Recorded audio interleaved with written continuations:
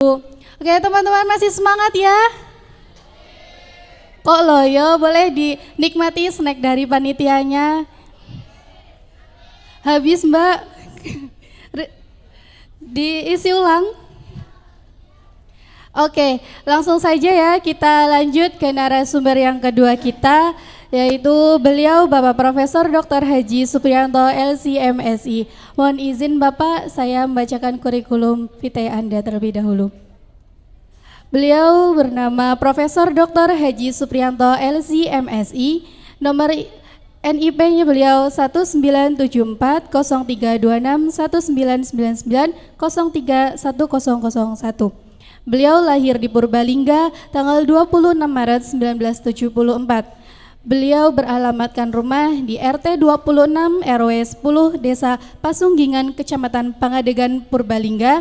Dan beliau sekarang sebagai dosen di UIN Profesor Kiai Haji Saifuddin Zuhri dan merupakan profesor di bidang keilmuan filsafat Islam. Nomor telepon beliau ada 0812-2754-860. Email beliau supriyanto@uinsaizu.ac.id. Riwayat pendidikan beliau pernah S1 di Al-Azhar University Mesir dengan prodi Akidah Filsafat dan S2 di Universitas Islam Negeri Sunan Kalijaga Yogyakarta di Filsafat Islam dan S3 Universitas Islam Negeri Sunan Kalijaga Yogyakarta dengan studi Islam. Oke, Bapak Profesor Haji Supriyanto LC-MSI, kami persilahkan untuk menyampaikan materinya.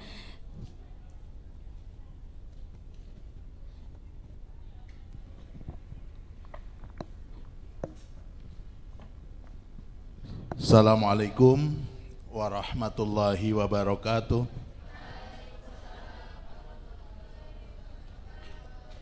Bismillah, walhamdulillah, wassalatu wassalamu ala rasulillah wa ala alihi wa ashabihi wa mawalah, amma ba'da.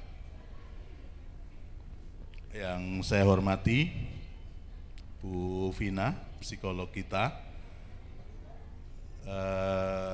teman-teman ketua STAIS dan kru, wakil ketua, juga termasuk panitia dan seluruh pejabat yang di STAIS yang saya hormati, saya banggakan. Teman-teman sekalian, hadirin hadirat semuanya yang saya hormati, puji syukur kehadirat Allah, sholawat dan salam semoga senantiasa melimpah kepada Nabi kita, Nabi Agung Muhammad Sallallahu Alaihi Wasallam.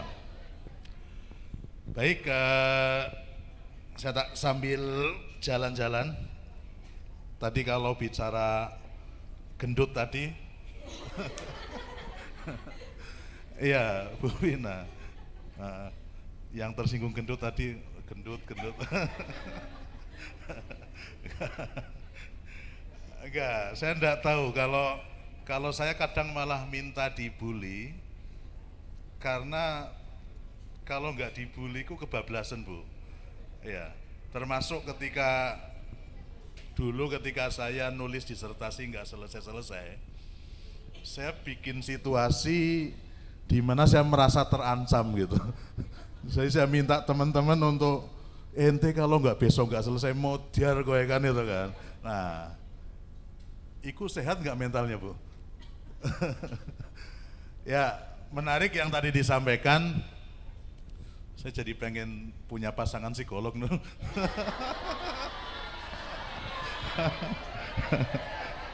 Pengen, boleh toh pengen toh?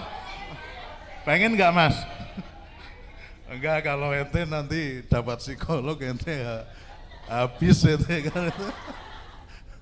Urung ngomong apa-apa wis dianu. Saya sudah tahu Mas kan itu kan. Oke deh, baik. Nggak guyon aja tadi, jangan dibilangin ke istri saya Nul ya. Ya nanti istrinya di WA nanti marah-marah ya. Saya saya sayang istri untuk mengatakan takut ya. Oke, baik. Jumpa lagi, kurang lebih setengah tahun mungkin saya nggak kesini. Ya teman-teman, kemarin sempat ketemu saya hampir 2 tahun. setengah tahun saya nggak ke Majenang, kangen dengan Cigaru, kangen dengan Stais. Nah, sehingga kemarin ketika dikabari Pak Ketua, Pak Mas Udi, ada seminar, saya langsung insya Allah siap gitu. Meskipun secara psikologis, secara psikologis, kondisi psikologis saya lagi nggak begitu bagus hari ini. Karena kemarin saya baru bersaing untuk posisi Rektor UIN Purwokerto, dan yang dilantik teman saya, bukan saya. Tapi nggak apa-apa, itu urusan duniawi kan itu kan. Yang kemudian ada teman saya dilantik kemarin hari Kamis. Saya termasuk yang bersaing kemarin di sana dari 10 profesor. Nah, alhamdulillah yang dilantik teman saya. Ya, berarti saya nggak jadi kan itu kan. Tapi yo nggak terus jadi ketua Stais lagi yo nggak gitu. Nanti yayasan bilang kesini lagi aja, enggak lah ya, jauh gitu. Ya, saya kemarin 2 tahun bolak-balik sini bukan tambah kurus, tambah gemuk, karena di sini nih saya nggak pusing, saya nggak stres, nggak apa, tapi makannya tambah banyak, jadi ruwet jadinya. Oke deh, baik teman-teman semua, entry point tadi menarik, saya nyambung. Saya sering sampaikan ke teman-teman gini, cobalah ketika ketemu siapapun, kalian pakai, ada itu petuahnya Imam Ghazali, memandang segalanya itu dengan wa'ainul hubbi, dengan pandangan cinta itu ya. Jadi semuanya positif, semuanya baik. Ternyata secara teoritik tadi ada triknya itu ya. Bahwa ente ketemu orang lain, kalau orang lain itu di mata ente buruk, itu yang buruk ente sendiri, ternyata kan itu ya. Nah, makanya coba itu. Kata Imam Ghazali kan wa ainul hubbi an kulli aibin kalilah. Jadi kalau kalian memandang dunia ini dengan cinta, memandang orang dengan suka, dengan cinta, maka semua aib, semua cacat akan tertutup, enggak ada yang buruk. Dan dunia akan indah pada saatnya kan itu. Ya monggo dipraktekkan aja, karena secara sosial kalau bisa begitu, yo itulah indahnya dunia. Ya di situ. Baik, banyak problem, banyak masalah dalam diri kita berawal dari persoalan tadi, positioning yang salah. Untuk bisa memposisikan diri betul, pertama kita harus ngerti diri kita, terus selanjutnya kita harus tadi punya rasa percaya diri dan lain sebagainya. Saya juga sering bilang ke teman-teman, ya percaya diri perlu ditumbuhkan. Kita ini orang desa, kuliahnya di pojok desa, ya di kaki gunung, di kota kecamatan pun, di luar kota kecamatan ya, Cigaru ini, Stais. Tapi untuk sekarang, ya dimanapun kita belajar, dimanapun kita berada, nggak pandang bulu, kita bisa kok berkarya, kita bisa berkreasi. Yang penting tadi, percaya diri, ya, pede lah gitu ya. Nah, maka saya katakan gini, saya itu paling nggak suka kalau ada orang nggak pede. Dan kalau saya analogkan rasa percaya diri, ya, kalau pede yang berlebihan kan sombong ya. Kalau yang nggak punya rasa percaya diri itu namanya apa? Minder ya. Minder, nggak pede dan seterusnya itu. Itu 2 kutub yang buruk. Tapi kalau saya lebih suka sombong daripada tidak percaya diri. Ya. Kalau saya bahasakan mending iblis daripada, kalau Anda pernah belajar teologi, dalam bidang teologi Islam itu ada aliran yang namanya Jabariyah. Ya. Jabariyah itu kan menggambarkan orang yang nggak punya percaya diri karena semuanya dipasrahkan kepada Tuhan.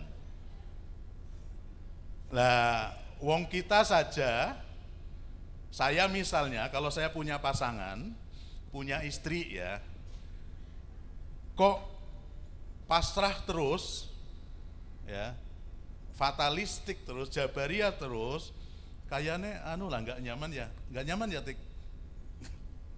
Ya, misalnya saya tanya mah, besok kita kondangan misalnya ya, kondangan kita berangkat kira-kira jam berapa ya mah?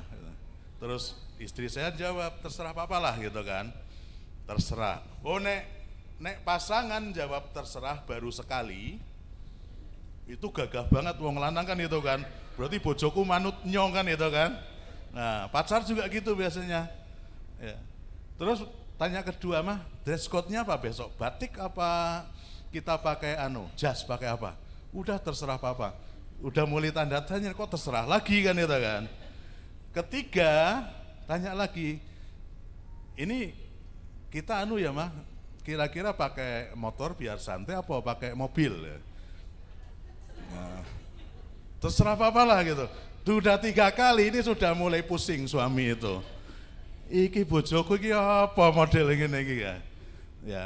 Kalau udah 4-5 kali terserah lagi, yakin bahwa sang suami pengen nyari pasangan yang jawabnya tidak terserah.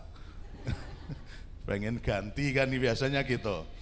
Itu jadi sifat itu saya nggak tahu analognya pas apa enggak, tapi rasa yang tidak percaya, nggak punya pendapat lah intinya, nggak punya kreasi, nggak punya ide, itu dalam kehidupan sosial kita itu wujuduhu ka'adamihi ya, ada seperti nggak ada, ono koyo ora ono. Misalnya lah makanya ente nanti mahasiswa kalau di kelas gitu ada 30 orang misalnya, sepanjang di kelas itu ada nggak di antara Anda yang belum pernah sekalipun bersuara, mbuh takon, mbuh komentar, mbuh nyeletuk gitu ya? Kayaknya ada ya. Wow, itu dosa besar itu ya. Ono mahasiswa kuliah ya, bertahun-tahun urung pernah takon, urung pernah ngomentari materi, urung pernah nyeletuk nggak pernah. Pak, suara perempuan kan aurat itu. Wah, itu nggak apa hapus-hapusan itu mesti kan itu kan. Itu apologi saja, alasan kan itu. Siapa bilang dalam ranah akademik, dalam dunia pendidikan nggak ada istilah sautul mar'ah, aurah itu nggak ada. Ya, seperti itu. Oke, nah tadi itu saya bilang, kalau sombong, tahu nggak dosanya iblis? Kenapa iblis tidak terampun oleh Tuhan? Dosanya kan hanya satu, karena dia aba wastakbar. Dia menolak perintah karena sombong. Sombong dipoles dikit saja, hilangkan rasa sombongnya dikit aja, itu jadi percaya diri yang luar biasa. Makanya kalau suruh berteman saya milih iblis daripada kaum Jabariyah kan itu ya. Karena iblis itu tobat dikit. Iblis itu makhluk yang sangat soleh kan zaman dulu itu kan. Kelasnya malaikat kan gitu. Nah ini. Oke. Banyak persoalan di kita karena kalau kita bicara tantangan global ke depan ya. Saya jadi teringat petuah ulama tentang ini, kun ibna zamanik, ente jadilah anak zamanmu. Jadi sesuaikan perkembangannya. Ya. Saya termasuk, kalau tadi kategori generasinya apa tadi istilahnya yang Pak Mas Uti bilang tadi, enggak tahu lah ya, lahiran 74 saya. Jadi bulan Maret besok saya usianya udah 50 tahun. Ya. 50. Nampak enggak kayak 50 ya? 49 ya? Iya, beda dikit. 50. Saya kalau ngaku 60 juga orang percaya. Biasanya saya rodok ngapusi ketika saya campur kiai biasanya. Nek karo kiai ngaku nenom kan nek ngaku tua kan tambah dihormati biasanya gitu. Ngapusi tapi ben posisinya bagus. Mas Yai usianya pinten Pak kula meh swidak lah niki kan itu kan. Wah, kan itu tambah hormat. Nek saya bilang di bawah 50, wah itu masih muda kan itu kan.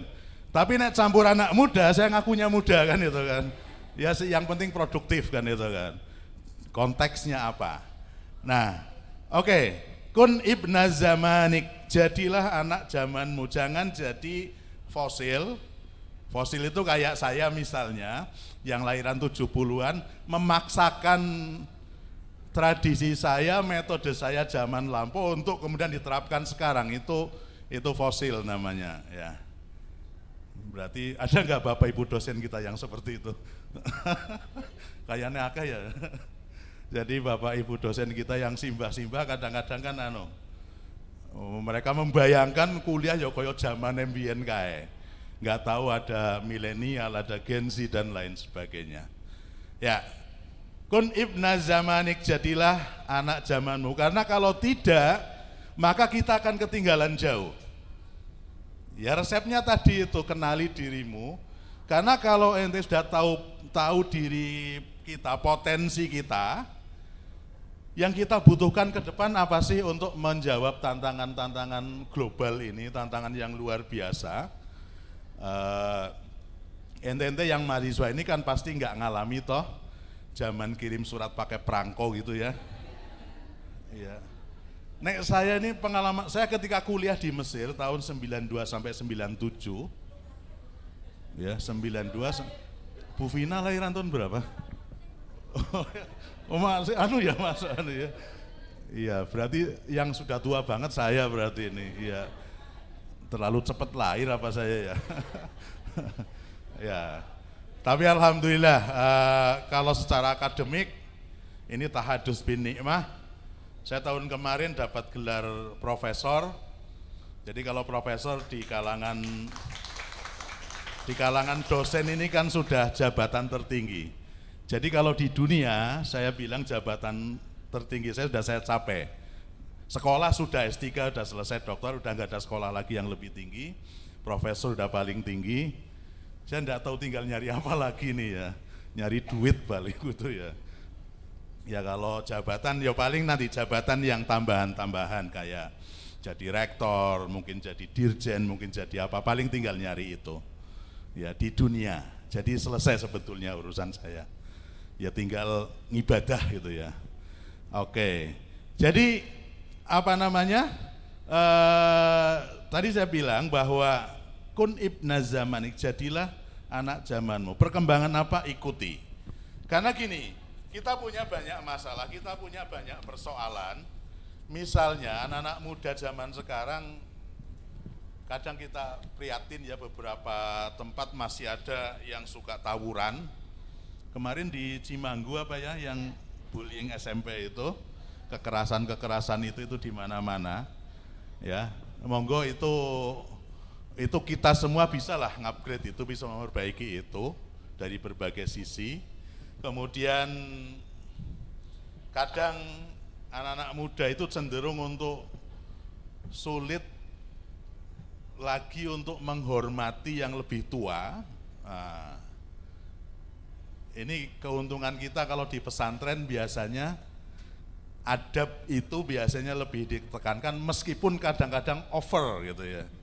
Kadang-kadang over. Tapi paling tidak kalau saya kemarin gini, di Purwokerto saya kemarin baru diskusi dengan teman-teman Komsat PMII di Purbalingga malah kemarin. Ya, Komsat PMII, Pergerakan Mahasiswa Islam Indonesia ini ormas kemahasiswaan yang sayapnya Nahdlatul Ulama itu ya. Saya bilang saya suka dengan PMII karena biasanya kultur di PMII biasanya ya itu seliar apapun mahasiswa, iku nek ketemu senior, ketemu kiai apalagi, itu pasti cium tangan. Ya. Ini tradisi yang bagi saya itu semacam rem, semacam apa ya? Semacam rem, semacam pengendali tadi. Jadi orang boleh berpikir kritis, orang boleh mengkritik, orang boleh kemudian ini dan itu, hantam ini dan, tapi pada akhirnya tetap bahwa takzim terhadap senior, takzim terhadap kiai itu adalah satu hal yang niscaya. Ya. Filosofi itu yang saya rasa perlu kemudian ente pertahankan untuk tadi mewujudkan tadi. Kita sulit hormat kepada yang lebih tua dan seterusnya. Oke. Kemudian saya enggak tahu apakah anak-anak muda sekarang misalnya masih ini enggak, kalau beberapa tahun yang lalu kan ada kritik bahwa kita lebih suka dengan produk asing misalnya. Ente masih gitu enggak? Enggak ya?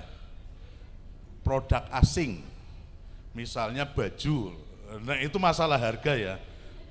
Bukan karena apa-apa, saya enggak mampu beli misalnya gitu ya. Nah, tapi sesuatu yang datang dari asing tidak otomatis itu lebih bagus dari kita, itu yang harus kita tanamkan. Termasuk ketika misalnya saya sering mengkritik apa yang terjadi misalnya dengan kemarin radikalisme, kekerasan orasi-orasi yang luar biasa kasarnya dari beberapa Habib ya, ada Habib Bahar dan lain sebagainya. Satu sisi saya katakan zuriat Nabi itu terhormat, tapi kalau kemudian ada orang mengklaim sebagai zuriat tapi lisannya kok kasar, ya itu hukum tetapnya hukum itu berlaku, hukum moral berlaku. Berarti moralitasnya memang dipertanyakan. Ya seperti itu. Jadi tidak otomatis produk asing, produk Arab, ya apalagi kalau bicara Arab-Arab lah ya, saya kuliah di Mesir 5 tahun, saya dulu haji pertama tahun 96, saya belajar bahasa Arab sejak di MI saya sudah belajar, jadi belasan tahun saya belajar bahasa Arab, tapi nama saya tetap bukan Arab, artinya saya enggak berganti jadi orang Arab, karena hidung saya pesek kan itu ya, nah hidung saya mancung, mungkin saya akan pakai jubah, sehingga saya akan mengaku Habib dan akan lebih menarik sebetulnya, tapi karena fisik saya enggak Arab banget, ya udah saya terima nama saya juga enggak Arab, sudah enggak usah Arab-Araban kan itu ya. Oke, jadi banyak permasalahan di kita karena sebetulnya tantangan kita itu luar biasa ke depannya. Perubahan yang tadi harus kita ikuti, ini saya harus kita ikuti. Kalau ente nggak bisa mendefinisikan diri, kalau kalian nggak bisa memposisikan diri dengan baik, maka akan ketinggalan, akan salah. Nah, maka monggo ya. Itu perubahan terutama tadi yang saya bilang. Saya mengalami betul ya masa-masa di mana komunikasi itu sangat-sangat terbatas medianya. Saya di Mesir 5 tahun dulu itu mau nelpon ke rumah nggak bisa karena saya tinggal di kampung, belum ada telepon. Tahun 92-97 belum ada HP. Ya, HP itu ada baru tahun 99, saya sudah jadi dosen. 99 2000 baru mulai ada HP, dulu Samsung yang Nokia 3310 yang pakai saya ngalami betul itu. Terus setelah itu cepat sekali perkembangannya, memang 2000 sampai ke 2010 dan seterusnya. Mulai dari medsos, dulu ada Facebook pertama, kemudian sampai sekarang ada Instagram, Twitter dan lain-lain, ada TikTok dan seterusnya.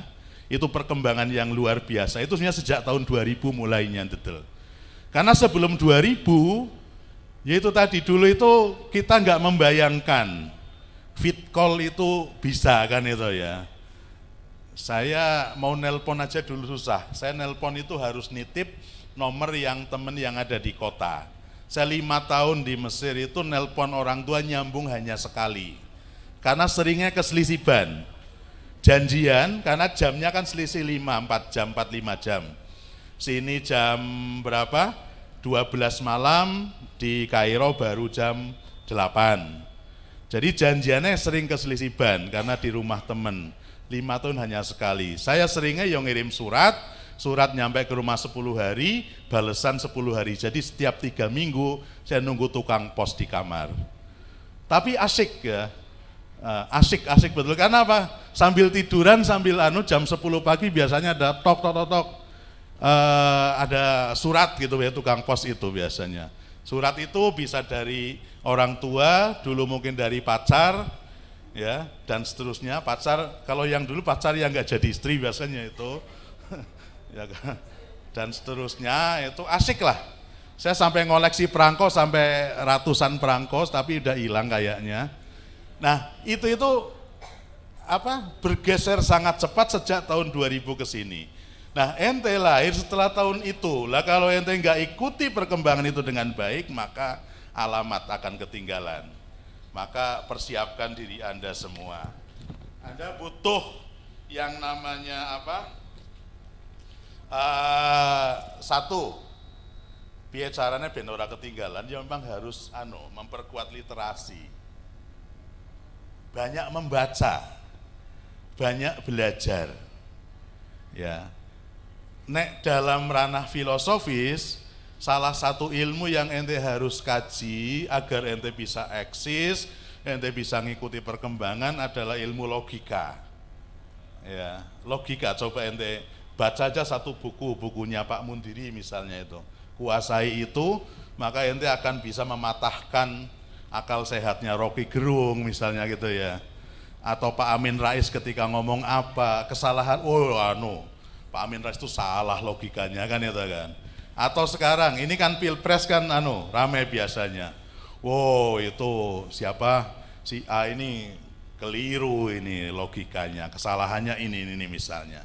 Itu literasi, baca, banyak baca, perkaya isilah kepala Anda dengan pengetahuan-pengetahuan pada umumnya. Sebab kalau pengetahuannya kering, kepala kita kering, nanti sulit kita adaptasi. Ya, tetap budaya literasi. Kemudian tentu kita harus menggunakan internet dan medsos secara bijaksana pasti, dan yang jelas bersikap terbuka, ya, terbuka terhadap berbagai pengalaman baru. Jangan menjadi orang yang tadi menutup diri dan seterusnya. Mohon maaf Bapak, Habis. waktunya sudah cukup. Ya, oke, baik. Jadi pada intinya itu teman-teman semua, ayo kita ramekan, kita makmurkan era kita ini dengan karya, dengan kreasi kita di berbagai bidang. Untuk bisa berkreasi, untuk bisa berkarya tadi Anda harus persiapkan diri dengan baik, literasinya tolong ya, membaca dan membaca itu penting itu ya. Jadi karena tanpa pengalaman, tanpa ilmu, nanti lama-lama kering otak kita itu. Kalau udah kering sulit kita nyambung ya, nggak nyambungan jadinya, koneksinya susah. Baik, thank you, sehat selalu semuanya. Ya, tetap semangat untuk menyongsong masa depan yang lebih baik. Wallahul muwaffiq ila aqwamit thoriq. Assalamualaikum warahmatullahi wabarakatuh. Waalaikumsalam warahmatullahi wabarakatuh. Beri tepuk tangan kepada narasumber kedua kita. Oke, terima kasih Bapak Profesor Dr. Supriyanto LCMSI. Oke, selanjutnya kita ada di sesi Q&A. Bagi teman-teman bisa menanyakan pertanyaannya kepada narasumber-narasumber kita, dua orang penanya ya, dan masing-masing ditujukan kepada masing-masing narasumber. Oke, silakan angkat tangan. Anak SMA 1, mahasiswa 1. Oke, anak SMA 1 dan mahasiswa SMA. 1. Nanti yang bertanya dapat voucher jajan di pasar rakyat. Asik. Mana SMA? Gen Z ini Gen Z loh. SMA Mana dulu lagi? atau mahasiswa dulu Bu? Mahasiswa Ini SMA ya. dulu. Ya, silakan. Oke, silahkan sebutkan nama, asal sekolah, dan ditujukan kepada siapa pertanyaannya. Siapa? Silakan.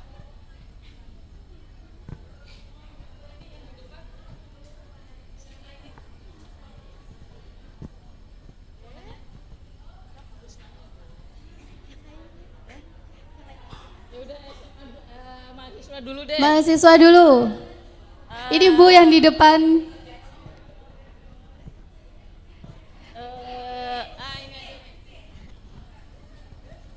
Oke, silakan Mbak untuk berdiri. Sebutkan nama, asal kelasnya, dan untuk siapa pertanyaannya. Bismillahirrahmanirrahim. Assalamualaikum warahmatullahi wabarakatuh. Mohon maaf sebelumnya, saya Dian Sylvia dari Prodi Ekonomi Syariah kelas 1C. Mohon izin untuk bertanya kepada Ibu Vina. Pertanyaan dari saya, untuk saat ini informasi-informasi mengenai ilmu psikologi sangat mudah diakses oleh halayak umum termasuk Gen Z di dalamnya. Misalnya dari konten-konten berbagai platform seperti IG, TikTok, dan sebagainya. Informasi yang didapatkan pun beragam, salah satunya mengenai tipe-tipe kepribadian. Misalnya ada tipe-tipe kepribadian MBTI, introvert, extrovert, dan ambivert, dan jenis-jenis lainnya. Tetapi yang jadi permasalahan, kita seringkali memvonis diri sendiri dengan meyakini suatu tipe kepribadian atau suatu penyakit psikologi. Kita itu kadang memvonis itu hanya dari informasi yang kita dapatkan dari sosmed, entah itu konten kreatornya betul psikolog ataupun bukan, kita kan kurang tahu ya Bu. Nah, misalnya saya mengetahui karakter dari introvert dan saya meyakini bahwa saya itu introvert. Lalu saya jadi merasa kurang nyaman dengan keramaian dan energinya itu terkuras setelah bersosialisasi. Nah, pertanyaan dari saya, bagaimana sebaiknya kita menyikapi berbagai macam informasi mengenai ilmu psikologi yang dengan mudahnya kita terima dari berbagai sumber yang ada? Sekian. Assalamualaikum warahmatullahi wabarakatuh. Waalaikumsalam warahmatullahi wabarakatuh. Baik. Oke, Bu Vina. Mohon izin saya berdiri. Saya berdiri ya. Oke, terima kasih. Mbak siapa namanya? Silvi, Bu. Silvi. Oke, terima kasih Mbak Silvi. Oke, untuk pertanyaan tadi bagaimana kita untuk dengan adanya informasi ya, kita banjir informasi di sosmed. Untuk satu hal itu kita tidak bisa membatasi karena kita tidak bisa mengatur orang lain. Iya, kita tidak bisa membatasi massa, kita tidak bisa membatasi suatu media sosial yang dimana saat ini kita memang ada di zaman yang IT itu bisa di mana-mana, akses di mana-mana begitu ya.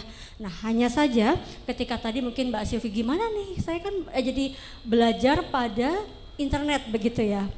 Oleh karena itu, marilah kita menjadi sosok yang cerdas. Ketika misalnya carilah tenaga profesional yang ada di sekitar kita, yang dekat di sekitar kita, dan tanyakanlah langsung pada ahlinya.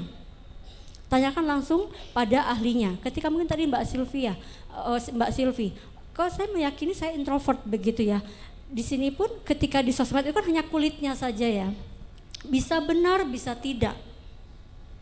Bisa benar, bisa tidak. Karena kita harus bisa membedakan mana karakter, mana sikap. Bukan sifat, mana karakter, mana sikap. Karena di usia saya segini mungkin seperti tadi profesor sudah hampir 50 begitu ya. Saya menjelang 40 saja di usia saya ketika mungkin saya seusia Mbak Silvi dan lain-lain gitu ya. Saya termasuk mungkin yang ekstrovert.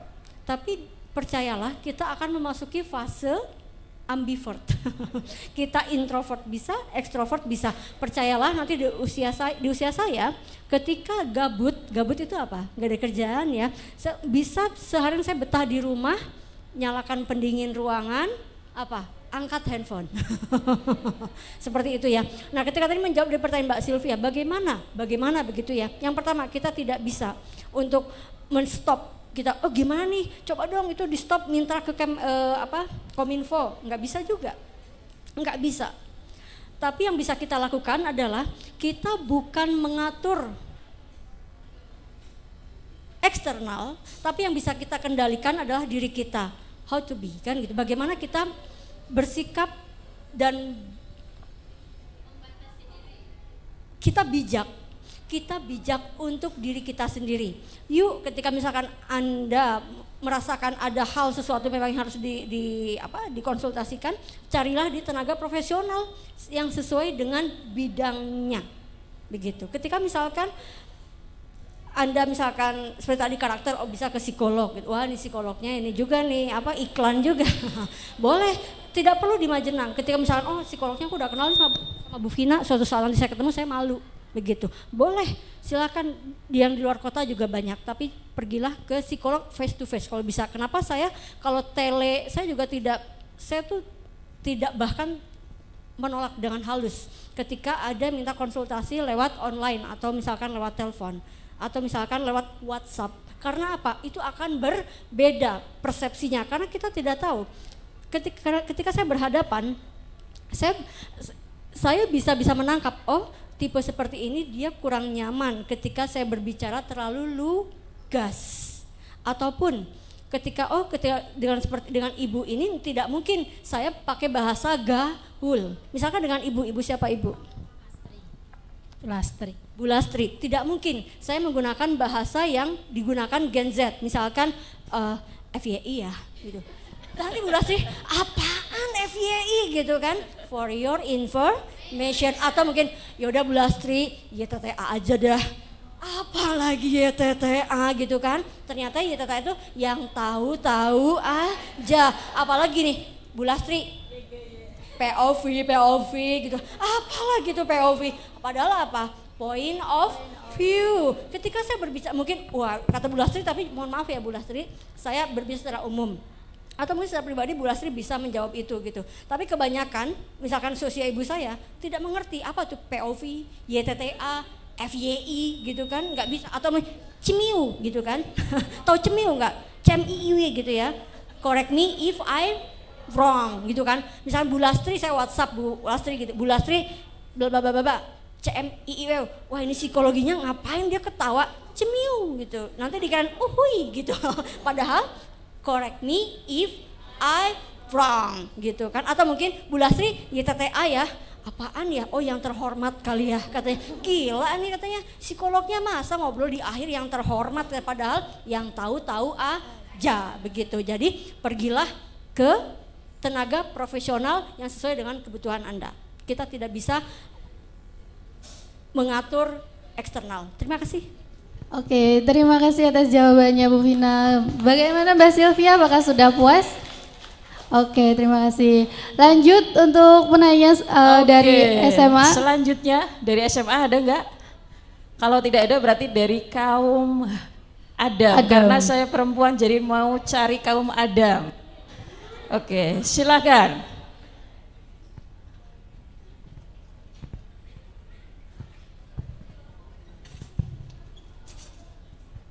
Assalamualaikum warahmatullahi wabarakatuh. Waalaikumsalam warahmatullahi wabarakatuh. Perkenalkan, nama saya Sa'dun Ar-Rozi, saya dari PAI 1D.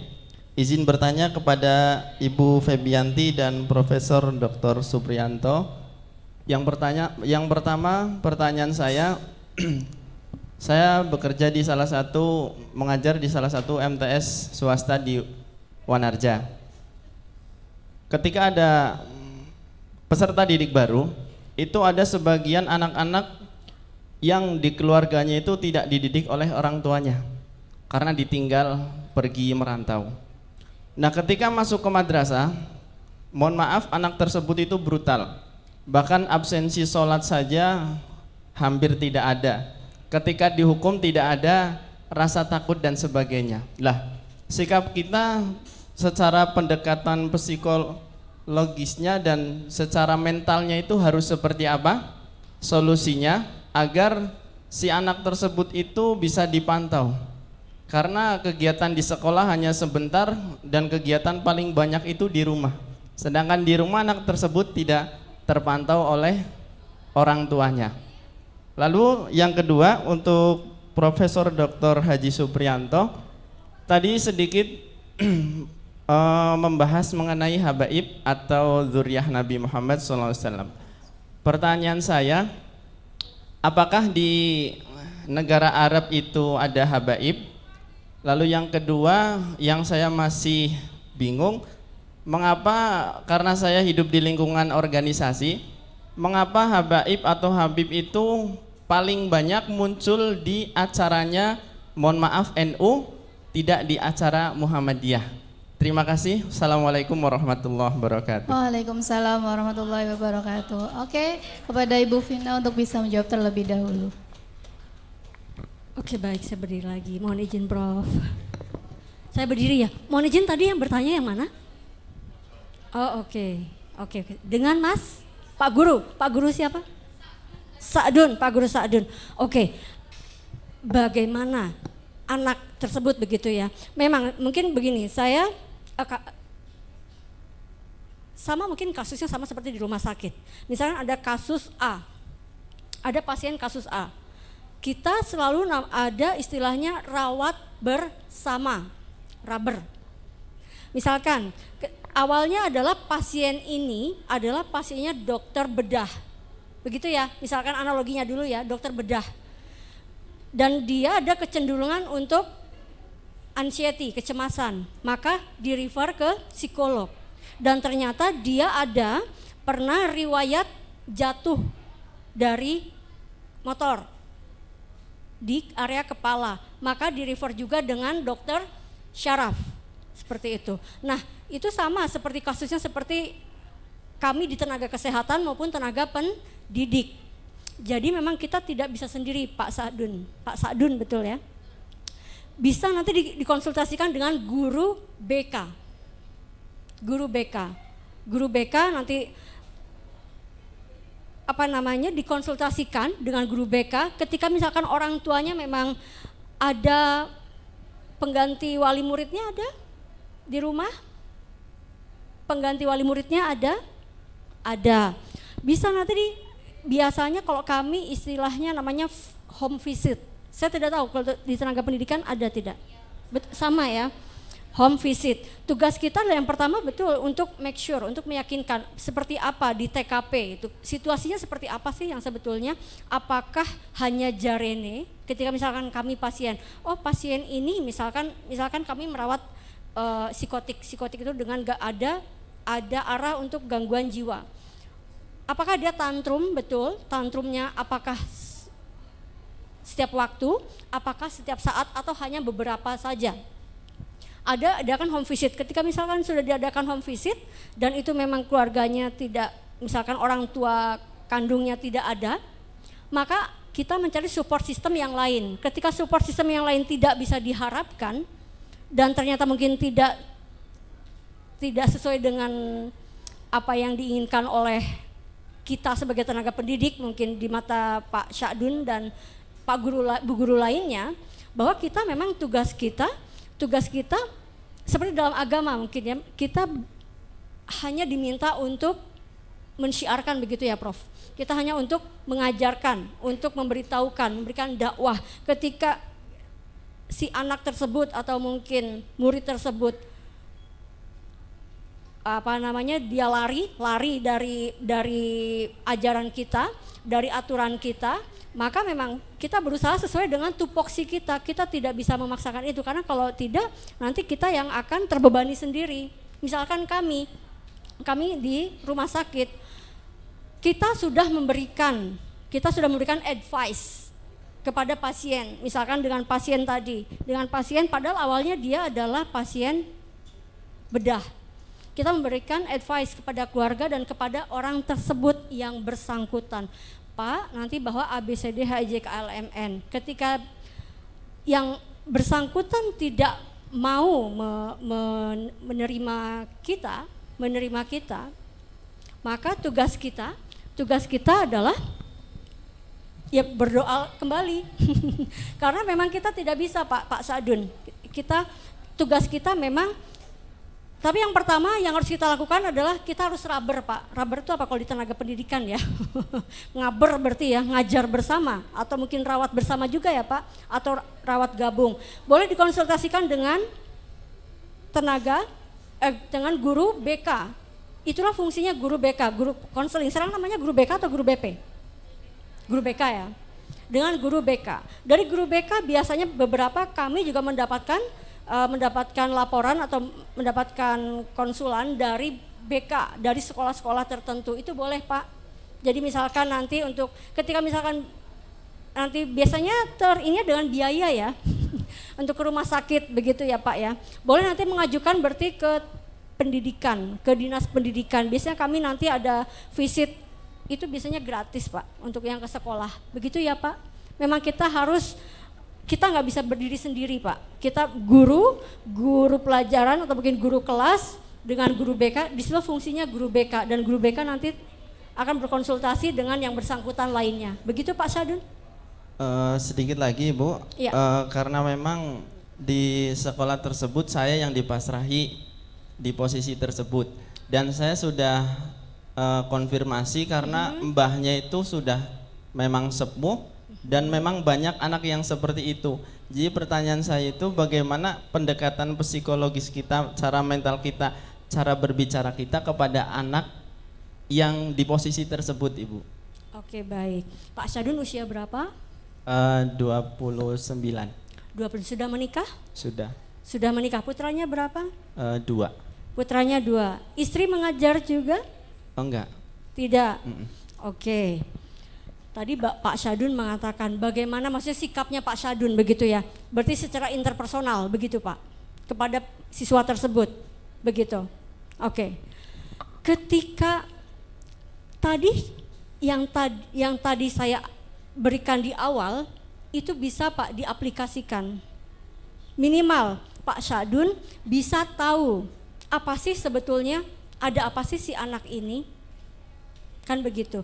Untuk kita di scanning, anak itu di scanning dulu. Itu tadi yang tulisan tadi itu bisa aplikatif Pak, bisa digunakan. Tapi misalkan ketika Pak Syadun mengalami misalkan kok ini bingung, begitu ya, bisa dikonsultasikan lagi Pak, karena memang kita yang tadi saya katakan kita harus legowo, kita harus bisa mengakui misalkan, oh kok saya pakai ini nggak bisa, pakai itu nggak bisa, misalkan begitu ya Pak Syadun ya. Kita memang harus butuh bantuan tenaga lain, tenaga profesional lain. Misalkan seperti saya pun misalkan ada pasien saat itu pasien dengan psikotik bahkan. Kok ini tidak bisa ya ABCD, dan ternyata memang saya harus membutuhkan dokter KFR, spesialis KFR, dokter syaraf dan dokter-dokter lain untuk menerima informasi apa sih sebetulnya anak ini seperti apa, begitu sih Pak. Tapi minimal dengan tadi yang mungkin Pak Syadun tadi mengikuti juga tidak yang di awal, itu bisa Pak. Jadi misalkan duduk bareng, tapi usahakan jangan ada orang lain, karena jangan ada orang lain, hanya mungkin berdua saja tapi di tempat yang terbuka dan aman, seperti itu. Bisa itu diterapkan minimal nanti Pak Syadun tahu apa sih anak ini, ada inner child apa, ada luka batin apa si anak ini, atau minimal jadi nanti Pak Syadun tahu, oh komunikasi efektif itu seperti apa buat si anak ini, begitu Pak. Oke, mungkin cukup Pak Syadun ya, karena waktu kita terbatas. Kita lanjut ke jawaban yang kedua dari Bapak Profesor Dr. Supriyanto. Oke, baik, tentang habaib ya.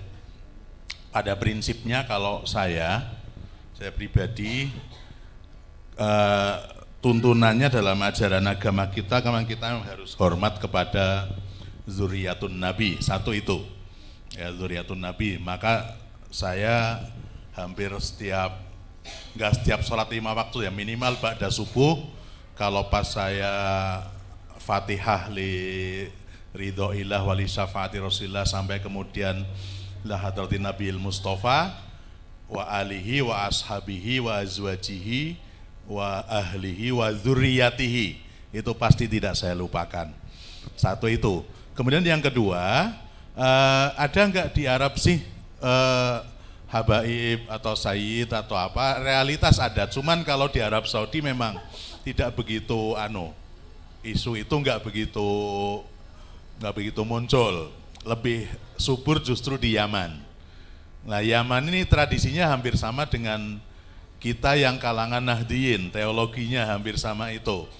Jadi tradisionalis. Makanya kemudian kalau di Indonesia ya habaib kita kan rata-rata teologinya, pemikiran teologisnya itu tradisionalis, biasanya dekat dengan kultur NU ya. Kalau Muhammadiyah kan agak puritan ya, puritan itu purifikasi itu pemurnian akidah. Jadi untuk takzim yang model cium tangan di sana kan nggak begitu subur. Kalau di kita takzim kiai, takzim syekh biasanya lebih subur, biasanya lebih itu karena taklimul muta'alimnya biasanya kalau di pondok kita diajarkan penuh.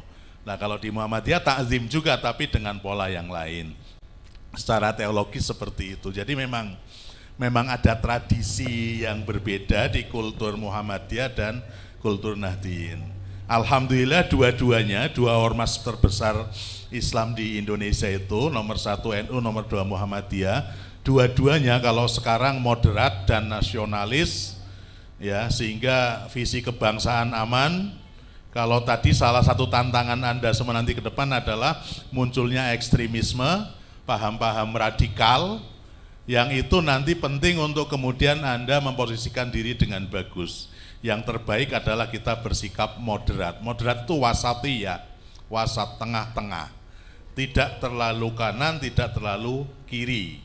Wasat. Contohnya wasatiyah gampang aja, kalau ada sifat buruk pelit, yang satunya royal, bantu tanpa ukuran, maka Anda harus di tengah-tengah, tapi tengah-tengahnya biasanya orang dermawan lebih cenderung ke borosnya daripada ke pelitnya, ujung sana, ujung kanan biasanya itu. Ya. Contohnya apa sih, batasnya di mana? Mungkin batasnya gini aja deh, kalau orang dermawan itu pokoknya kalau dalam nalar agama itu gini, Sayyidina Utsman, orang sahabat Nabi terkaya itu kan pernah suatu saat dia matur kepada Kanjeng Nabi, saya pengen wakafkan seluruh harta benda saya. Kata Nabi, lah, enggak, sisakan sulus, sisakan sepertiga untuk kemudian itu ente pakai untuk keluargamu, kata Kanjeng Nabi gitu. Jadi 2/3 ke sana itulah batasnya. Atau kalau dalam ranah sosial biasanya saya contohkan gini. Batas seorang itu royal, boros, dengan dermawan itu batasnya adalah ketika seorang ini memberikan nafkah, memberikan bantuan, kalau orang membantu yang tidak semestinya dibantu. Kayak contohnya menafkahi istri orang lain itu ya Bu. Kan nggak boleh dinafkahi itu kan, karena sudah ada yang kewajiban, itu selingkuh maksudnya nggak boleh ya. Seperti itu enggak boleh, ya, itu batasnya. Ente dermawan kayak apapun, kalau sudah pasangan orang lain, ente enggak boleh nyentuhkan begitu, ya, meskipun atas nama derma ataupun yang lainnya, seperti itu, ya.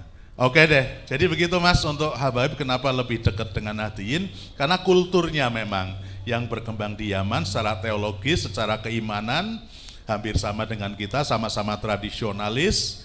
Ritual-ritual yang dilaksanakan juga begitu, ya. Sehingga kalau ketemu orang Muhammadiyah kan orang Muhammadiyah kan dalam tanda kutip, misalnya mungkin mereka nggak suka cium tangan kan gitu kan. Itu aja cium tangan saja sudah satu hal yang luar biasa. Wong Arab iku nek dihormati, ya bukan hanya orang Arab ya. Kita aja kemana-mana dihormati. Saya punya temen di Banyumas itu dulu satu pondok dengan saya, dia notabene enggak NU, enggak Muhammadiyah, tapi dia lebih suka kalau pas ngaji diundang di kalangan Nahdliyin. Kenapa? Pri, nek saya diundang di Nahdliyin itu satu orangnya tulus-tulus. Buktinya tulus apa? Wah, aku nek kesana itu cium tangan semuanya kan itu kan. Tur amplope kandel kan itu ya. Amplope lebih kandel ketimbang panitia Muhammadiyah. Sorry ya, ini pengalaman teman saya. Ya mudah-mudahan yang di sini sama-sama kandel amplopnya nanti ya, seperti itu, karena amplop kandel itu membuat bahagia kiai kan itu kan, seperti itu. Oke, baik, jadi itu thank you semuanya ya, terima kasih. Oke, terima kasih atas jawabannya. Oke, alhamdulillah kita sudah melewati acara seminar pada pagi menjelang siang hari ini dengan sangat baik. Terima kasih kepada Bapak Supri dan Ibu Vina telah memberikan ilmu-ilmu yang sangat bermanfaat untuk kita. Oke teman-teman, terima kasih atas kehadirannya. Mari kita menjadi generasi perubahan yang pada intinya kita bisa menjadi generasi yang pintar dalam mengelola mental health kita untuk menghadapi persaingan global 5.0 yang semakin canggih. Bukan malah menjadi generasi Z yang terbunuh atau terkalahkan oleh mental health kita. Oke, cukup sekian dari saya. Kurang lebihnya mohon maaf. Wabillahi taufiq wal hidayah. Wassalamualaikum warahmatullahi wabarakatuh.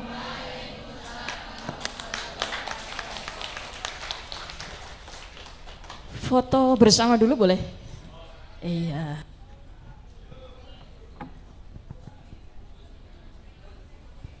Fotonya yang foto dari depan, kita di sini. Gitu, Mas Hartono. Ya. Iya, berdiri. Berdiri. Semuanya berdiri boleh? Oke. Nggak kelihatan.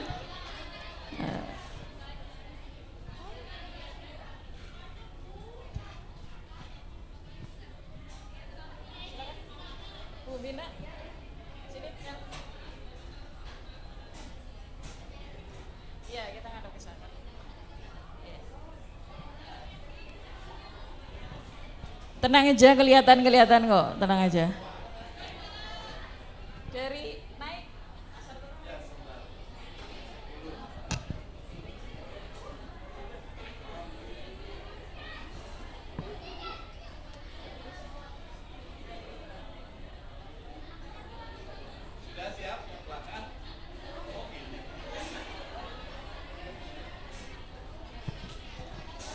Silakan berdiri semua.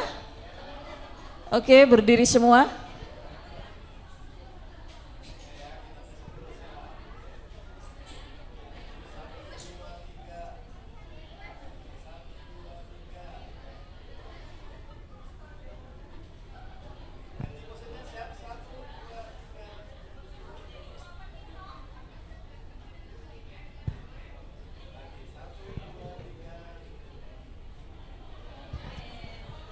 Video ya. Nanti kalau saya bilang Setais Majenang, kalian jawab sukses gitu.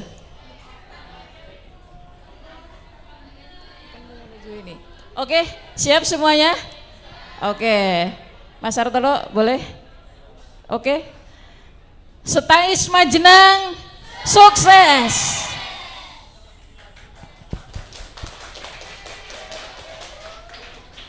Terima kasih, Bu Vina. Yang tadi dapat voucher, ya, ini vouchernya dari panitia, silakan nanti dipakai buat jajan di pasar rakyat. Nanti hubungin panitia yang di sana ya. Satu lagi siapa tadi? Aku. Satu lagi? Pak siapa tadi? Ya. Pak Sadun. Oh enggak mau Pak Sadun dapat voucher, mau enggak? Buat jajan.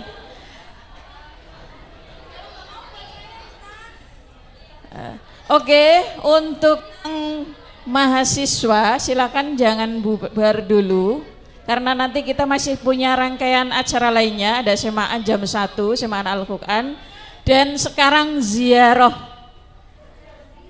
dulu, ziarah.